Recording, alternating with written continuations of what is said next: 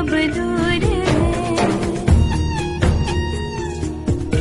शिव शक्ति से ही पूर्ण है, शक्ति के वो सिंदूर है, गौरी के गौरव के लिए जो हो रहे अब दूर है।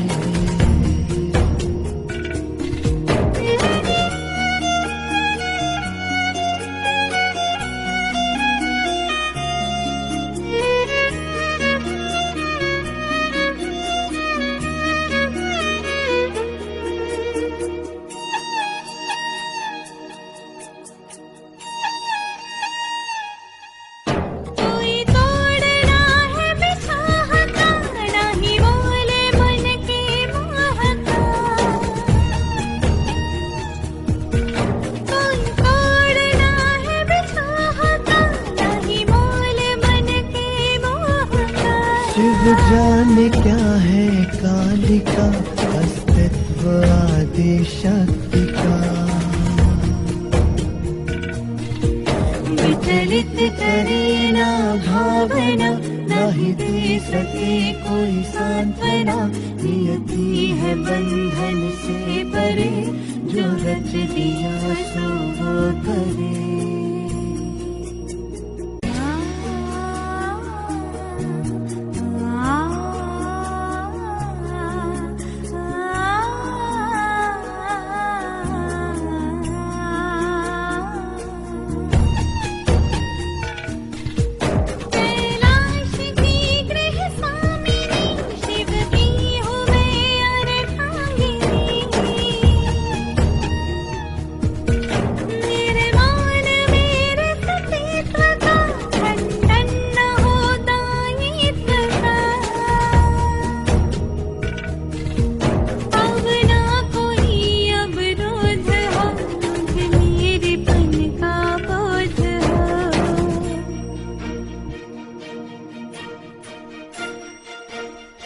गिरिजा में ऊर्जा शिव से है, गौरी से शिव में शक्ति है, ये दो नहीं है एक है, अनुभूति सम अभिव्यक्ति है।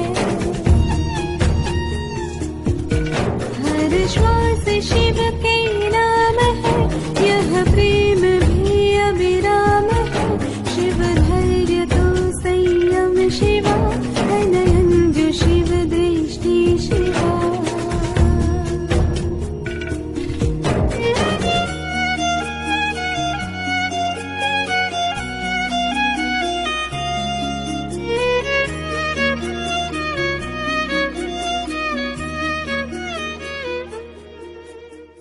ओम शांति। वो कौन सा स्थान है जहां पर नदी है पर पानी नहीं? वो कौन सा स्थान है जहां पर सड़कें हैं पर गाड़ी नहीं? वो कौन सा स्थान है जहां जंगल है पर पेड़ नहीं? वो कौन सा स्थान है जहां शहर है पर घर नहीं? सबसे प्रश्न है, सोचो अभी अभी। वो कौन सा स्थान है जहां नदी है पर पानी नहीं, शहर है पर घर नहीं, सड़क है पर गाड़ी नहीं, जंगल है पर पेड़ नहीं? नक्शा, अंग्रेजी में एक शब्द है स्पिरिचुअल मैपिंग, आध्यात्मिक नक्शा। जहां पहुंचना है उसका क्या करना है? एक नक्शा। कहाँ बनाना है? अपने मन में। सारी उपलब्धियां सबसे पहले कहाँ होती है? मन में। बाहर की लड़ाइयां सबसे पहले कहाँ जीती जाती है? मन में। अंदर की जीत हो गई तो बाहर की जीत केवल उसका प्रोजेक्शन मात्र है, उसका प्रक्षेपण मात्र है। स्पिरिचुअल मैपिंग अपने आप में एक साइंस है जो कहता है जो विकार है वो जैसे कोई व्यक्ति है, काम का विकार, क्रोध का विकार, लोभ का विकार, अहंकार का विकार, ये सभी एक एक डेविल, राक्षस है और इनकी अलग अलग सत्ताएं हैं और इनकी अलग अलग जगह है, अलग अलग स्थानों पर ये रहते हैं, इनका निवास है। और स्पिरिचुअल मैपिंग में एक युद्ध किया जाता है, अलग अलग टेक्निक्स है उसमें। जैसे कुछ एरियाज है शहर की जहां पे काम विकार अधिक मात्रा में, द स्पिरिट ऑफ लस्ट वहां दिखे। कुछ एरिया है जहां पर स्पिरिट ऑफ एंगर। तो स्पिरिचुअल मैपिंग का सिद्धांत कहता है अलग अलग स्थानों पर अलग अलग भूत निवास करते हैं और इन भूतों से लड़ाई छेड़ देनी अर्थात स्पिरिचुअल मैपिंग करना। तो हमारा ये जीवन भी क्या है, जैसे एक स्पिरिचुअल मैपिंग है। हमें अपने जीवन में, हमारे मन के शहर के अंदर, हमारे जीवन के की सृष्टि के अंदर कहाँ कौन से भूत निवास कर रहे हैं उसका मैप निकालना है और फिर उस अनुसार लड़ाई छेड़नी है। परंतु हमारा ये मैप कई बार क्लियर नहीं हो पाता, इसलिए स्पष्टता नहीं आती। दो देशों के बीच जब लड़ाई होती थी पुराने जमाने में तो क्या करते थे, नक्शा बनाते थे, यहां से वो युद्ध करेगा, यहां से हम गुजर जाएंगे, सब कुछ किया जाता था। उसी तरह हमारी भी लड़ाई एक अत्यंत शक्तिशाली शत्रु से है जिसकी सेना हमसे कई गुना अधिक ज्यादा है, बहुत शक्तिशाली है। तो ऐसा स्पिरिचुअल मैप बनाना है। कैसे बनाना? वो हर एक अपना खुद बनाए, खुद ही अपने जीवन पर एक विहंगम दृष्टि डालते हुए इस मैप का निर्माण करना है कि जब मैं घर पर रहता हूं तो ये कमजोरी होती है, ऑफिस में रहता हूं तो ये कमजोरी है, इन मित्रों के साथ रहता हूं तो ये कमजोरी है, उन लोगों के साथ रहता हूं तो अचानक वो संस्कार बाहर आता है। This is spiritual mapping. और ये हमारा ही स्वभाव है, हम जानेंगे। विकार हमें नहीं खींचते, हम ही विकारों में खींचे जाते हैं। शायद बहुत प्यार है हमें उस विकार से। एक तरफ हम कहते हैं वो हमारा शत्रु है, हमें उससे लड़ाई करनी है, पर दूसरी तरफ हम कहते सबसे ज्यादा प्यार भी उनसे ही है। जैसे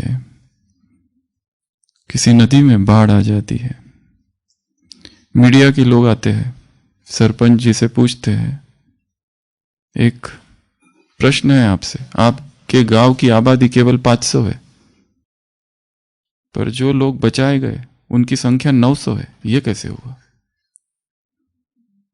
गांव की आबादी केवल 500 और जो हेलीकॉप्टर से बचाए गए लोग हैं, आर्मी ने जो बचाए, वो 900 कैसे हो गए? वो सरपंच जी कहते हैं ये 900 का आंकड़ा एकदम सही है, क्योंकि हमारे गांव के लोगों ने हेलीकॉप्टर कभी देखा ही नहीं था और उसमें कभी चढ़े ही नहीं थे। इसलिए आर्मी के लोग जब उन्हें निकालते थे बाहर, वो फिर किनारे पर जाकर फिर कूद पड़ते थे, क्योंकि उन्हें चढ़ने में बड़ा मजा आता था, खुशी होती थी। इसलिए गांव की आबादी 500 है परंतु बचने वालों की संख्या 900। हमें ही इच्छा है फिर कूदने की, हमें ही इच्छा है, प्रेम है उन विकारों से। एक तरफ तो अमृत वेला मुरली के समय उनके विरुद्ध हमारे मन में आक्रोश है, परंतु शाम होते होते फिर उनसे प्रेम उत्पन्न हो जाता है। नुमा शाम में फिर से थोड़ा सा क्रोध जागता है, पर रात होते होते फिर से दोस्ती बहुत गहरी है। इसलिए हम कहीं पहुंच नहीं पाते, वहीं पर है। 1 साल पहले जहां खड़े थे, जिस स्थिति में थे, जिस संस्कार के साथ थे, बीच में पता नहीं कितनी भट्टियां हो गई, बीच में पता नहीं कितने बाबा मिलन हो गए, बीच में पता नहीं कितनी मधुबन की यात्राएं हो गई, वो सब किया, पर है वहीं जहां थे। वही संस्कार, वही स्वभाव, वही बोल, वही सब कुछ, नाव वही के वही है। तो ब्रह्मा चरितमानस सबसे पहला देखा हमने ब्रह्म मुहूर्त की 16 बातें। दूसरे दिन देखा ब्रह्मचर्य की 16 बातें। तीसरे दिन देखा ब्रह्मास्त्र अर्थात ईश्वरीय प्रेम की 16 बातें। कल हमने देखा ब्रह्मा का दिन और ब्रह्मा की रात। 8 और 8 16 बातें। आज हम देखेंगे ब्रह्मा पुत्र। ब्रह्मा पुत्र हिंदी में, ब्रह्मा पुत्रा इंग्लिश में। तो ब्रह्मा के नाम से भक्ति मार्ग में ऐसी 16 बातें प्रसिद्ध है। तो आज का ये 5वां अध्याय ब्रह्मा चरित मानस का। कहाँ पर है ये नदी? पहले थोड़ा नदी के विषय में जानते हैं। सबसे पहली बात इस नदी के विषय में, ये नदी निकलती कहाँ से है? मानसरोवर से। ये नदी कहाँ से निकलती है? माउंट कैलाश से। कैलाश किसका धाम है? शिव का। तो शिव के धाम से निकलने वाली ये नदी है ब्रह्मपुत्र। ब्रह्मा भी कहाँ से निकला? कहाँ से निकला? शिव से। बाकी सभी नदियां जो है सागर से नहीं निकलती है, सागर की तरफ जाती है। पर जो ज्ञान नदियां है वो उल्टी है, वो समुद्र से निकल रही है और संसार की ओर जा रही है। ये एक पॉइंट ऑफ कॉन्ट्रास्ट है। संसार की नदियां सागर में मिल रही है और हम नदियां सागर से निकल रही है। और हम में से भी सबसे बड़ी नदी ब्रह्मपुत्र नदी। तो सबसे पहली बात, और इसमें और एक चीज जुड़ी है। हर नदी की प्यास होती है क्या? सागर से मिलन। ये नदी प्रतीक है चेतना का, आत्मा का। उसे भी प्यास है अपने स्रोत से मिलने की। और जब तक ये मिलन नहीं होता, एक बेचैनी सी रहती है। हर नदी की एक ही तो प्यास है। एक नदी जा रही थी, बहुत खुश थी, पहले भी सुनाया है, और अचानक बीच में रेगिस्तान आ जाता है। वो रेगिस्तान की रेत उसका पानी सोखने लगता है। नदी को हलचल होती है, बेचैनी होती है। नदी कहती है अब मैं क्या करूं, मैं कैसे सागर तक पहुंचूं?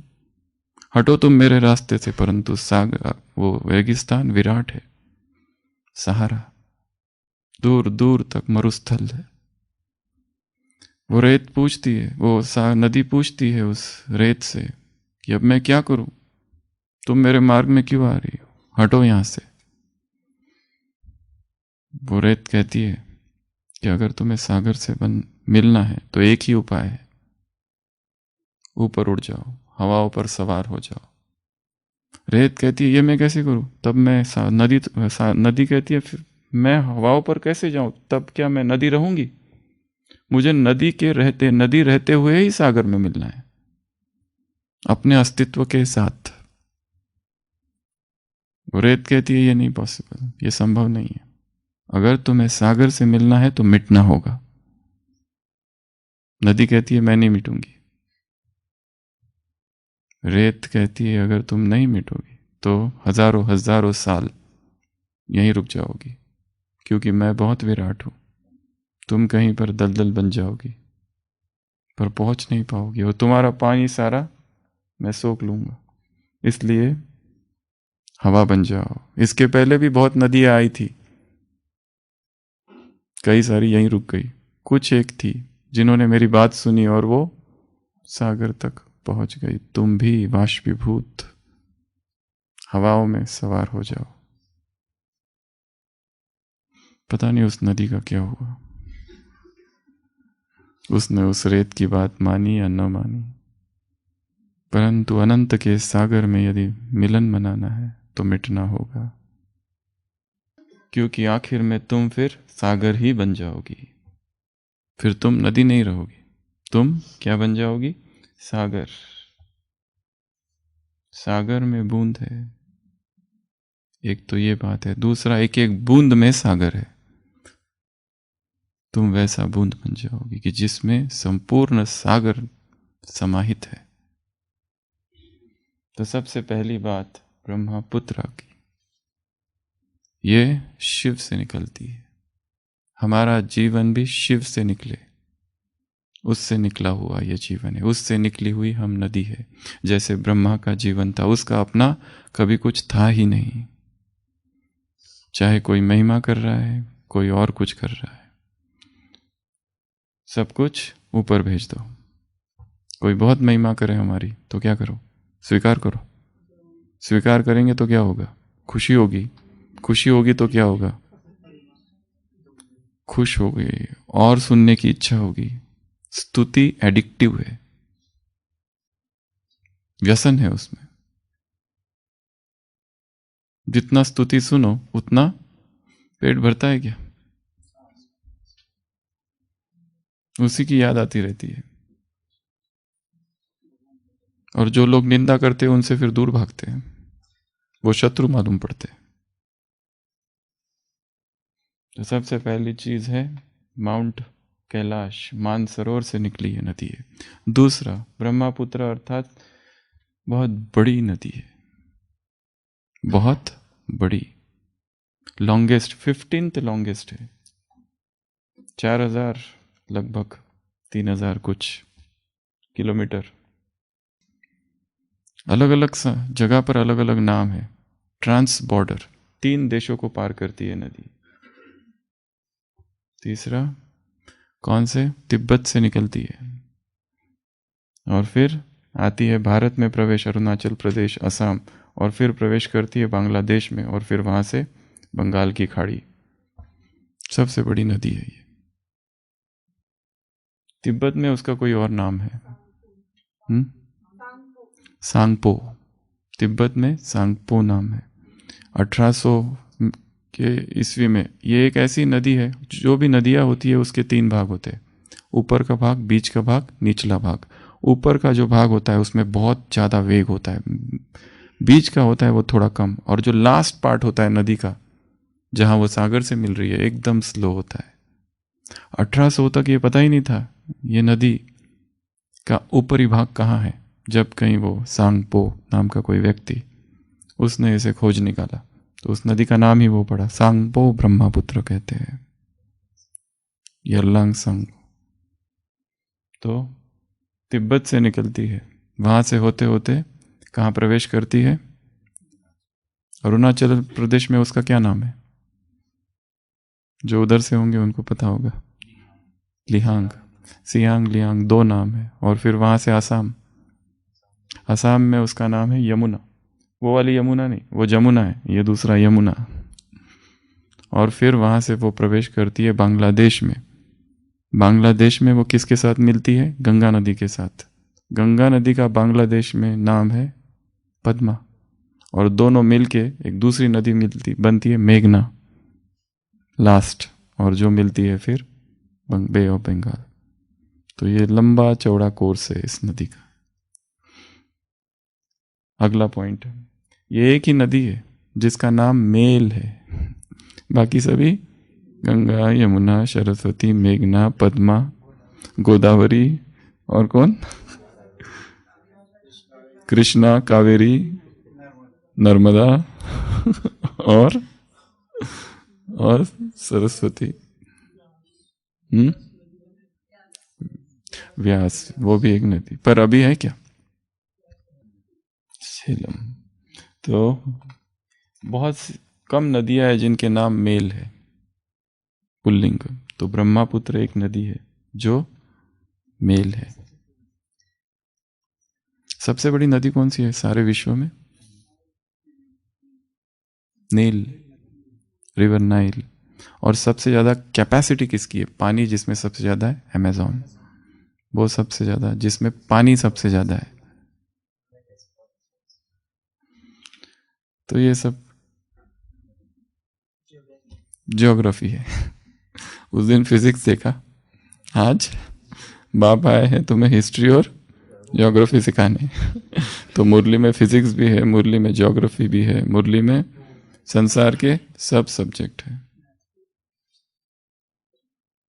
ये कितनी नाइंसाफी है कि एक एक सब्जेक्ट का एक एक टीचर होता है, पर स्टूडेंट को सारे सब्जेक्ट अकेले ही पढ़ना पड़ता है। ऐसा एक स्टूडेंट ने कहा था कभी। अगला चौथा पॉइंट, यंगेस्ट नदी है ये, यंगेस्ट। वो बाकी जो है वो पुरानी पुरानी है, गंगा, यमुना, ये एकदम जवान।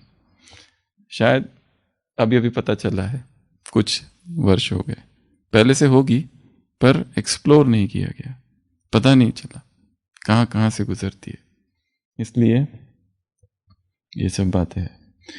तो ये 4 पॉइंट है ब्रह्मपुत्र की, इसकी हमें चर्चा नहीं करनी है, ये आप किताबों से पढ़ सकते हैं।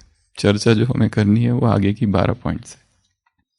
इस ब्रह्मपुत्र से हम क्या सीखे, नदी से हम क्या सीखे?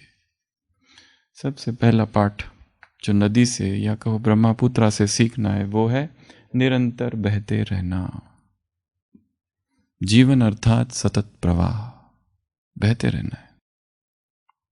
फ्लो है, एक फ्लक्स है, सतत चलना। चरई वेती, नहीं रुकना है तुमको, रुकना ही नहीं है। रुक गए कि गए। रुक जाता है जो, उसको क्या हो जाता है? Rolling stone gathers no moss, English में कहते हैं। जो बहता रहता है वो काई वगैरह नहीं लगती है उसको।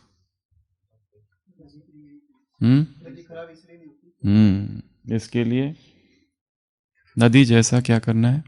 बहते रहना है, बहते रहना है, बहते रहना है। जितना ज्यादा बहते रहेंगे उतना अच्छा है, कहीं पर भी रुकना नहीं है। जो रुक गया वो क्या बन जाता है? तालाब बन जाता है। और तालाब और नदी में क्या अंतर है? तालाब का पानी सड़ता है, नदी का पानी सड़ता नहीं, वो बहता रहता है। तालाब में और क्या होता है? मच्छर, बीमारियां। नदी में वो सब नहीं होता है। और पवित्र माना जाता है। सबसे पहला है फ्लो, क्या करते रहना है? बहते रहना है। जीवन प्रवाह है, मन में रेजिस्टेंस नहीं लाने है कोई भी। जहां पर मन में अवरोध है वहां पर ये प्रवाह रुक जाता है।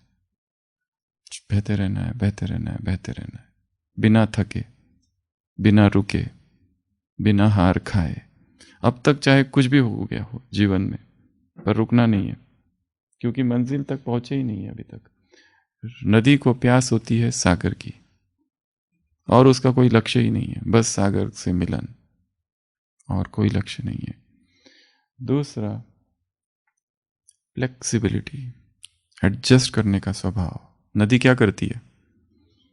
पहाड़ आ गया बीच में, पत्थर आ गए तो कंप्लेन करती है, पत्थर क्यों आ गया, मुझे ऐसी जगह नहीं चाहिए, मुझे फ्लैट प्लेन चाहिए, मैं एकदम आराम से पहुंच जाऊं सागर तक। ऐसा हो सकता है?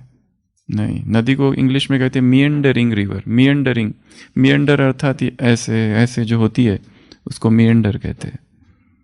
उसका प्रवाह ही ऐसा है, जीवन भी ऐसा ही है। ब्रह्मा के जीवन को देखो तो उसमें कितने उतार चढ़ाव है। कुछ आसानी से कुछ हुआ क्या? कुछ भी नहीं हुआ।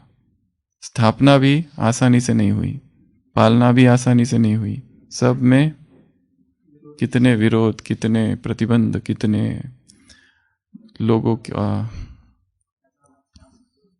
पूरा हलचल ही हलचल है, परंतु संघर्ष में ही है।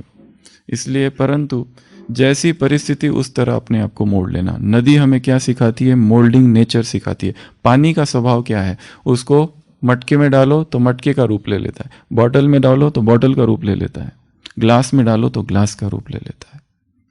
जो जैसी परिस्थिति है उसको तुरंत वैसे स्वीकार करना और अपने आप को मोल्ड कर देना।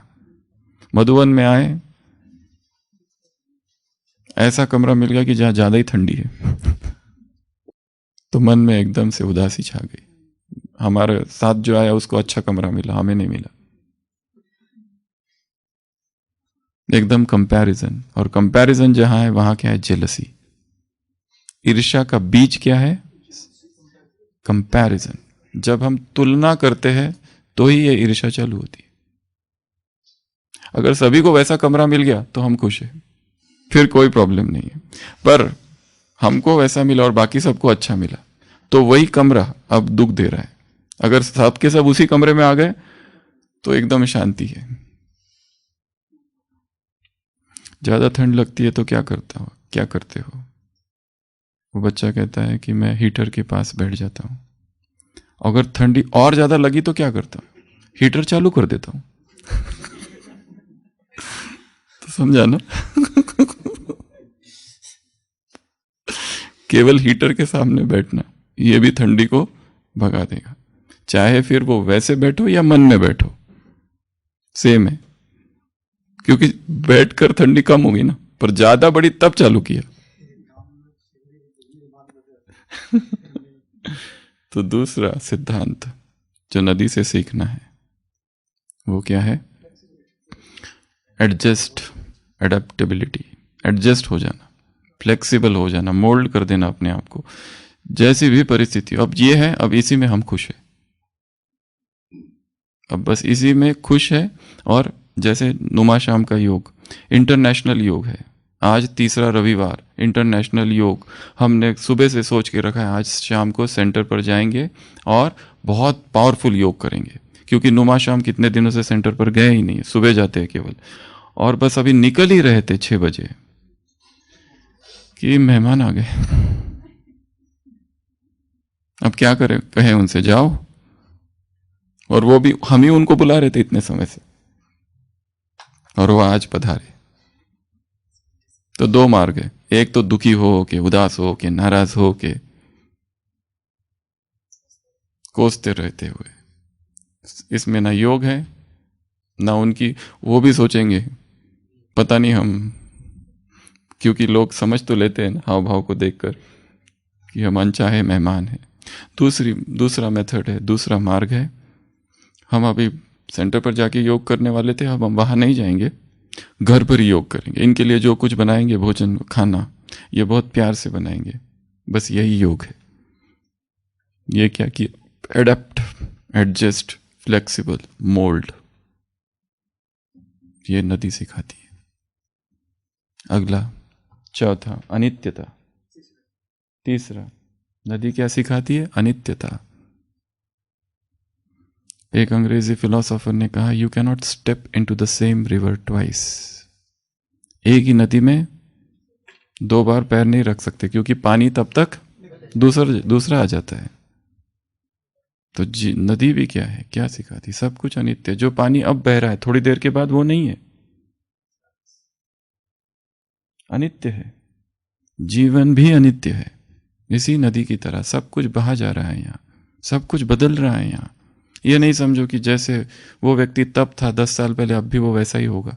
जैसे हम बदल गए वो भी बदल गया। जैसे हमारे जीवन में ढेर सारी बातें हो रही है, उसके जीवन में भी ढेर सारी बातें हो रही है। हर एक अपने व्यक्तिगत जीवन में बहुत आगे बढ़ चुका है, चाहे पॉजिटिव रीति से या नेगेटिव रीति से, भावनाओं की रीति से, मैच्योरिटी की रीति से, किसी भी रीति से। इसके लिए जिस व्यक्ति को मैं कल जानता था वो आज वो नहीं है।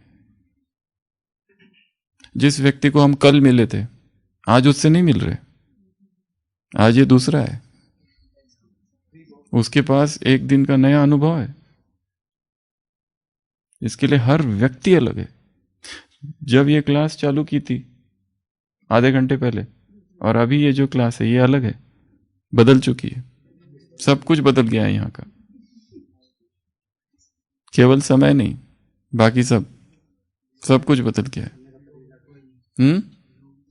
लोग, कितने लोग बैठे हैं यहाँ पर? यहाँ कितने लोग बैठे होंगे अभी? कितने हैं? 50 नहीं है ये, कितने हैं? हम हर एक में 3-3 समाये हुए हैं। एक वो जो हम समझते हैं मैं हूं, दूसरा वो जो दूसरे समझते हैं मैं हूं, और तीसरा वो जो मैं दूसरों के सामने स्वयं को दिखाना चाहता हूं। तो एक एक में 3 हो गए। कितने हो गए यहाँ? 150 लोग तो है अभी यहाँ पर।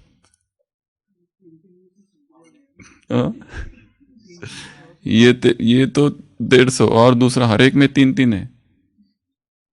हमारे 3 स्वरूप, ब्राह्मण, फरिश्ता, देवता, तो कितने हो गए? इसका मतलब जब 2 लोग एक कमरे में मिल रहे हैं तो कितने लोग मिल रहे हैं? तो अनित्यता। नदी से क्या सीखना है? अनित्यता, अनसर्टेनिटी। सब बदल रहा है, सब बदल रहा है। पकड़ के नहीं बैठना है कोई चीज को, ये ऐसा ही। हाँ, दूसरा और एक चीज, किसी के बारे में हमारे विचार फिक्स्ड ना हो। फिक्स्ड आइडियाज है, एक बार देख लिया वो लेट आता है, बस माइंड में फिक्स कर लिया, वो ना हमेशा ही लेट आता है। एक बार उसने झूठ बोला तो इतना पक्का हो गया है कि इसकी तो आदत ही है झूठ बोलने की। हमने एकदम पकड़ लिया है उसकी उस स्वभाव को। उसके बाद उसके जीवन में क्या कुछ हो गया, उसने कितना परिवर्तन कर दिया, कितने सारे। पर वो सच, उसका बोलना अब हमारे लिए कोई मायने नहीं रखता, क्योंकि हमने उसकी वो बात पुरानी पकड़ के रखी है कि ये झूठ बोलता है, इसका स्वभाव झूठ बोलने वाला है। क्योंकि हमने देखा था अपनी आंखों से, सुना था इसको झूठ बोलते हुए, सुना होगा, देखा भी होगा। पर उसके बाद क्या हुआ वो तुमको पता है क्या? अगर भगवान ऐसी एक एक की बात याद रखे तो क्या क्या गुल खिलाए हैं हमने 63 जन्म। तो नदी हमें क्या सिखाती है? अनित्यता। अगला, नदी हमें सिखाती है फ्लो स्मूथली, मतलब नदी के साथ बहो, नदी की धारा के खिलाफ नहीं बहना है, अपोजिट डायरेक्शन में नहीं बहना है। कहां बहना है? 2 पत्ते नदी में गिरे, एक ऊपर चढ़ने लगा, एक नीचे। ऊपर जो चढ़ रहा था धारा के विरुद्ध, उसके जीवन में बड़ा संघर्ष था, लड़ाई कर रहा था। वो सोच रहा था मैं इसे पार करके रहूंगा, पर जो दूसरी दिशा में बह रहा था वो नदी के साथ बह रहा था, उसे कुछ करना ही नहीं है। बाबा कहते सहज है सब। अगर सहज नहीं हो रहा है, इसका मतलब हम कहां बह रहे हैं? अपोजिट दिशा में।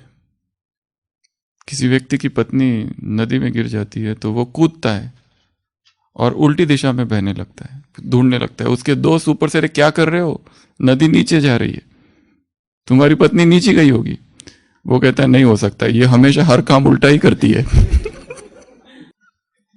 ये जरूर ऊपर ही गई होगी। अध्यात्म अर्थात सतत जीवन के साथ बहना। चीजें आ रही है उनको स्वीकार कर लो और आगे बढ़ो। जहां अस्वीकार है, जहां रेजिस्टेंस है, वहां बहुत पीड़ा है, वहां बहुत दर्द है। नहीं, हम नहीं स्वीकार करते, ये मुझे अपने रूम में ये पार्टनर नहीं चाहिए, इसको बदलो, इसको बदल दो, ये बॉस बिल्कुल अच्छा नहीं है। जब तक ये बॉस बदलता नहीं है ना, तब तक मुझे चैन नहीं है। सारी कोशिशें कर रहे, पर बॉस का क्या कर सकते हैं आप बॉस को कहां से बदलोगे? तो दुखी होंगे बस, और तो क्या करेंगे। जैसे एक व्यक्ति ने फोटो टंगा रखी थी अपने बॉस की घर पर, दिन भर ऑफिस में काम करके आने के बाद जूता निकालकर उस फोटो को पिटाई करता था रोज। उधर तो कर नहीं सकता, तो क्या करे, कैसे निकाले अंदर की भड़ास तो बहते रहो। चीजें आ रही है, चीजों को स्वीकार करो, ठीक है। हमारे साथ बिना वजह कुछ भी नहीं हो रहा है। अचानक कोई व्यक्ति आता है, थोड़े समय रहता है, चला जाता है, और उस थोड़े समय में इतना उसने दुख दे दिया, हम सोच ही रहे थे अब क्या करें, तो पता चला वो चला गया। अब एक व्यक्ति को कोई काम कराना था किसी ऑफिस में, वो रोज जाता है उसके पास, पर सामने वाला जो व्यक्ति होता है क्लर्क, उसको क्या चाहिए इसको समझ में ही नहीं आता है। वो बेचारा भोला भाला व्यक्ति है, उसको कुछ नीचे से चाहिए था, इसको समझ में नहीं आता। ये रोज आता है और रोज सामने वाला बहाना बनाता है क्लर्क, आज नहीं कल आओ, आज ये है आज वो है। इसको एक उसका दोस्त मिलता है, अरे मूर्ख बुद्धू तुमको इतना भी नहीं समझता। उसको क्या चाहिए, उसको मिठाई देनी होती है घर के बच्चों के लिए, उसके तो मिठाई लेके जाने का, मिठाई अर्थ पैसा।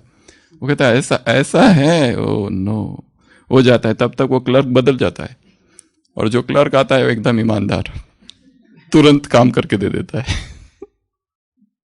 तो चीजें बदल रही है, व्यक्ति बदल रहे हैं, सब बदल रहा है। इसके लिए स्वीकार कर लो, कोई भी परमानेंट नहीं है कहीं पर भी, आज है कल नहीं रहेगा। इसके लिए कोई यहां से चला जाए या कोई वहां से यहां आ जाए, ये सोचना नहीं है। जो है तो ठीक, नहीं है तो भी ठीक। ये है प्रवाह, ये है बहना, स्मूथली बहना। उसके बाद में नदी अर्थात रिलैक्स, कोई जल्दबाजी नहीं। क्या नदी को जल्दबाजी है जल्दी पहुंचू सागर तक? नहीं, एक व्यक्ति है पूरी सृष्टि में, देखो सबसे ज्यादा जल्दबाजी कौन कर रहा है, भाग कौन रहा है? सूरज को कोई जल्दी है जल्दी जल्दी उगू ना, आराम से अपने टाइम पर उगता है। चंद्रमा को कोई जल्दी है, तारों को कोई जल्दी है, वो जो पक्षी पंछी, किसी को जल्दी है कि हम जल्दी करें थोड़ा? कभी देखा किसी को जल्दी करते हुए? भागो भागो भागो। मनुष्य ही एक जो क्या कर रहा है, भाग रहा है, इधर से भागो उधर भागो, उधर भागो उधर भागो, इधर भागो उधर। एक तो लेट सोना और फिर लेट उठने के बाद में भागम भाग। एकदम उठो, 4 बजने को 5 मिनट कम है, फटाफट उठो और फिर भागो अमृत वेला, और फिर आके सो गए, और फिर सीधा 7 बजने को 10 मिनट कम है, भागो अब मुरली में, फिर आके कुछ और किया, फिर भागो अभी ऑफिस के लिए। भागम भागी चल रही है। हरी वरी एंड करी, इसलिए तो बीमार है। तीनों चीजें, हरी वरी और करी। वरी भी है, हरी भी है, और करी भोजन, तेल मसाला। ये 3 ही कारण है सारे रोगों के, हरी वरी और करी। तो नदी अर्थात क्या? अनहरीड, रिलैक्स। इसलिए रोज प्रकृति में जाना है और प्रकृति को ऑब्जर्व करना है।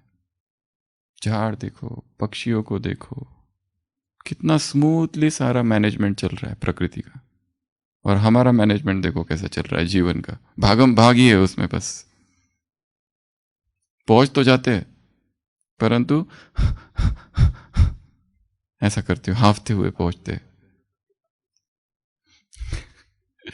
तो नदी से क्या सीखना है, ब्रह्मपुत्रा से क्या सीखना है? शांत। कितनी हलचल, इधर हंगामा उधर हंगामा, हापुड़ में हंगामा वहां हंगामा।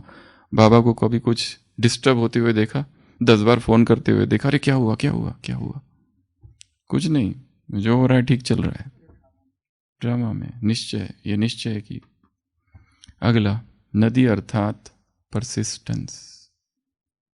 एक तो कहा था फ्लो, वो सहज है, डांस है वो नदी का। एक है उसकी ये जिद है कि उसे सागर तक पहुंचना ही है, दृढ़ निश्चय है वो, परसिस्टेंस। उसमें बिल्कुल रिजोल्यूशन उसका, चाहे वो कहीं रुक नहीं जाती है कहीं पर भी, उसे पहुंचना ही है बस। और नदी का एक ही लक्ष्य है, ये भी सीखने जैसा है नदी से। नदी का कोई और लक्ष्य नहीं है, वो कहती है कि बस मुझे वहां तक पहुंचना है। परसिस्टेंस। अगला, नदी का स्वभाव कैसा है? मदद करने का। जाती है तो क्या करती है? कितने लोगों को जीवन देती है। खेती वो सब कहाँ होती है? नदी के किनारे। सभ्यताएं कहाँ पली फूली और बड़ी हुई? नदी के किनारे। तो नदी एक रीति से क्या है? हमारी माँ है, और इसके लिए वो एक दूसरा पॉइंट है, परंतु यहाँ मददगार है, वो सबसे ज्यादा मदद करती है। और इसमें है निस्वार्थ भावना। गीत है ना हमारा, नदी ना अपना जल पीती, पेड़ ना अपने फल खाते। सद्गुण अवगुण में के कारण कोई हीरा है, कोई पत्थर है। नदी अर्थात निस्वार्थ, अपने लिए कुछ भी नहीं। नदी अर्थात वहां का पानी यहां पहुंचा देती है, ट्रांसपोर्ट सिस्टम है, ऐसी करती है ना, वहां का पानी इधर पहुंचा देती है, ट्रांसपोर्ट सिस्टम है नदी। अगला, नदी अर्थात भारत में नदी को मां कहा जाता है। क्या करती है ये? पालना, जीवन की पालना। नदी में, नदी का जीवन और हमारा जीवन लगभग सेम है। वो डेड बॉडीज वो सब कहाँ डाले जाते हैं? ऐश, राख वगैरह कहाँ डाली जाती है? नदी में डालते हैं ना। तो वो एक माँ है, माँ की तरह पालना करने वाली है, गॉडेस। गंगा नदी देवी माँ की तरह जो भी इर्द गिर्द रहते हैं उन सब की पालना करती है। और यहीं पर मंदिर, तीर्थ स्थान बन जाते हैं जहां जहां से वो गुजरती है। ज्यादा से ज्यादा तीर्थ स्थान कहाँ है? नदी के किनारे है। हाँ, वो भी एक दूसरा पॉइंट है। और दूसरा अगला पॉइंट, नदी प्रकृति के नियमों को बराबर फॉलो करती है, प्रकृति के नियमों को फॉलो करती है। वो वैसे कुछ नहीं करेगी, परंतु यदि उसके साथ छेड़छाड़ की तो फिर वो अपना रुद्र रूप भी धारण करती है, फ्लड। वो फ्लड ऐसे ही नहीं आते। सतयुग त्रेता में फ्लड आते थे क्या? बाढ़ आती थी? नहीं, क्योंकि देवता कभी कोई छेड़छाड़ नहीं करते थे जो हम लोग अभी करते हैं नदियों के साथ। नदियों को क्या बना दिया है हमने? क्या डालते उसमें? पूरा उसमें गटर जैसा बना दिया है नदियों को, नाले का पानी बन गया है वो। तो ऐसा जब उसके साथ अत्याचार करोगे तो नदी क्या करेगी? रुद्र रूप धारण करेगी। तीर्थस्थान, तीर्थस्थानों का अर्थ है परमात्मा के स्थान। वहां पे लोग जाते किस लिए? काम विकार, इसलिए वहां पर प्राकृतिक आपदाएं होती है। पिछली बार हुआ था ना 2013 में उत्तराखंड त्रासदी। ऐसे ही नहीं होता है कुछ भी, बहुत सूक्ष्म है। अंग्रेजी में एक शब्द है EPS, Einsteinian pen waves, EPW, Einsteinian pen waves. अर्थात क्या कहते हैं? जब भी जानवरों को दुख दिया जाता है, सताया जाता है, तड़पाया जाता है, मारा जाता है, उनकी जो दर्द, उनकी जो चीख, उनकी जो चित्कार है वो प्रकृति में जाती है और फिर प्राकृतिक आपदाओं का निर्माण होता है। इनको कहते हैं आइंस्टीनियन पेन वेव्स, EPW। बहुत सूक्ष्म संबंध है इसका। ऐसी त्रासदी नहीं आती है कोई भी, प्राकृतिक आपदा ऐसे नहीं आती है, कुछ ना कुछ हुआ है तो प्रकृति का नियम फॉलो करने वाली है। अगला, नदी अर्थात इक्वालिटी, सबको समान, सबके प्रति समान। नदी के लिए ये VIP ग्रुप है, ऐसा कुछ नहीं है। ये VIP गांव है, यहाँ के सरपंच, यहाँ के सब अमीर लोग हैं, इनको थोड़ा ज्यादा देती हूँ पानी। ये तो एकदम गरीब आदिवासियों का गांव है, छोड़ो इसको, यहाँ कोई नहीं, यहाँ दूसरा कोई छोटी मोटी नदी कर लेगी सेवा, मैं बड़ी हूं। यहाँ पानी थोड़ा कम दूंगी। नदी में कोई भी भेदभाव नहीं है। अच्छा, कौन आया है कोर्स करने? अच्छा, वो क्लर्क, चलो कोई दूसरा कर ले उसका। कौन आया है? कलेक्टर, मैं करूंगा उनका कोर्स। उनका कोर्स करने में क्या है, थोड़ी सम्मान की बात है। बाकी वो कौन आया है? अच्छा, वो नौकर चपरासी आया है, वो माता जी सेंटर पे आती है ना माता, वो करा देगी कोर्स उनका। भेदभाव है हमारे अंदर। शब्द जो है ना वो भेद क्रिएट करते हैं। कौन आया है? भंगी आया है। भंगी, वो शब्द यहां स्ट्राइक हो गया, उसने एक डिवीजन क्रिएट किया है। वो उधर वो आया है, शब्द में पावर है बहुत। कौन आया है? गवर्नर आए हैं। हम जाएंगे सेवा करने, हमारा फोटो चाहिए हार पहनाते हुए। कई लोगों को इसका बहुत ज्यादा क्रेज होता है, सारे VIPs के साथ फोटो, हमारा फोटो होना चाहिए। गिफ्ट देते हुए, राखी पहनाते हुए, बैच देते हुए, और क्या, फ्लावर फूल देते हुए, हार पहनाते हुए, शॉल पहनाते हुए। तो नदी अर्थात समान, इक्वालिटी, कोई भेदभाव नहीं, सब समान है हमारे लिए, सब, सारा विश्व ही मेरा कुटुंब है। और ये जो लेबल्स जो लगे हुए हैं, काला, गोरा, सुंदर, पढ़ा लिखा, अनपढ़ा लिखा, ये सब बाहर का है। हमें कल्याण की आत्माओं का करना है, ना कि लेबल्स का। वो जो लेबल चिपकाए हुए हैं ना, इससे क्या लेना देना। भी ठीक है, हर एक को सम्मान दो, परंतु समान सम्मान, समदर्शी। तो नदी अर्थात इक्वालिटी। कितने हो गए? 10 और 2 आप बताएंगे। नदी क्या करती है? प्यूरिफाई करती है। इसीलिए नदियों को क्या कहा गया? पतित पावन। पर वहां जाके पावन कोई होता नहीं, वो दूसरी बात है, पर शरीर तो पावन होता है कम से कम। रामकृष्ण परमहंस से पूछते थे लोग कि गंगा पतित पावन ही है, पर यहाँ लोग इतने लोग नहाते हैं, पर ये कोई पावन होता क्यों नहीं? ये तो वैसे ही निकलते हैं पापी के पापी। वो कहते थे कि गंगा जो नदी है ना, वो है तो पतित पावनी, और ये जो पाप के पक्षी जो है ना, जो पूरे शरीर में रहते हैं, वो जैसे ही व्यक्ति वहां स्नान करने जाता है, उसके पहले उड़ के झाड़ों पर बैठ जाते हैं, और जब व्यक्ति स्नान करके बाहर निकलता है, वापस आके बैठ जाते हैं उस पर। इसके लिए जैसे कि थे रहता है व्यक्ति। परंतु नदियों में क्यों प्यूरिटी की पावर है? क्योंकि उनमें ढेर सारी जड़ी बूटियां मिक्स होती है। इसलिए सतयुग त्रेता की जो नदियां है वो बहुत प्योर है।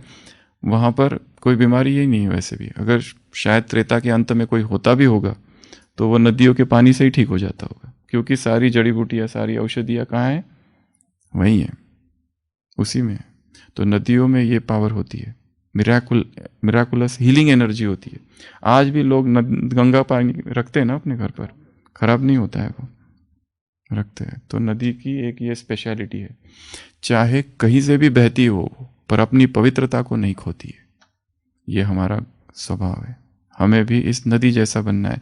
चाहे संसार में कितनी ही अपवित्रता हो, कितना ही विकार हो, कैसा भी विकारी वायुमंडल हो, परंतु हमारी पवित्रता इतनी स्वच्छ, इतनी शक्तिशाली हो कि कोई भी वातावरण हमारी पवित्रता को धूमिल ना करे। क्योंकि संसार में कोई भी टीवी चैनल खोलो, कोई भी मीडिया, कोई भी पोस्टर, कोई भी किताब, कोई भी मैगजीन, कोई भी एंटरटेनमेंट, सब जगह एक ही चीज भरी पड़ी है। कोई भी एडवर्टाइजमेंट, कोई भी न्यूज, कोई भी अखबार, सब में कूट कूट कर क्या भरा हुआ है? विकार, विकार और विकार। इसके अतिरिक्त तो कुछ है ही नहीं। हवाओं में ही विकार है। यहाँ तो काम की आंधी चल रही है, ऐसी आंधी में मैंने दिया जलाया है। तो लास्ट पॉइंट, पारदर्शी कब है नदी? जब वो स्वच्छ है, नीचे का दिखने लगता है, नहीं तो कुछ भी नहीं दिखेगा। इसके लिए नदी जैसा बहना है, परंतु कैसे? स्वच्छता के साथ, ताकि कुछ छिपाने जैसा कुछ भी ना हो हमारे जीवन में। जीवन कैसा हो? पब्लिक लाइफ, खुली किताब जैसा। तो वो 4 बातें और ये 12 बातें हमें केवल नदी से सीखने की बात नहीं है। प्रकृति में जो कुछ भी दिखाई दे रहा है उन हर चीज से सीखना है। प्रकृति हमारी शिक्षक है, निसर्ग हमारा शिक्षक है, नेचर हमें बहुत कुछ सिखाता है। तो आज का 5वां अध्याय ब्रह्मपुत्रा। तो जैसे ब्रह्मा का जीवन था वो उस नदी के जैसा जीवन था, हमें भी अपने जीवन को ऐसा बनाना है। अच्छा, ओम शांति।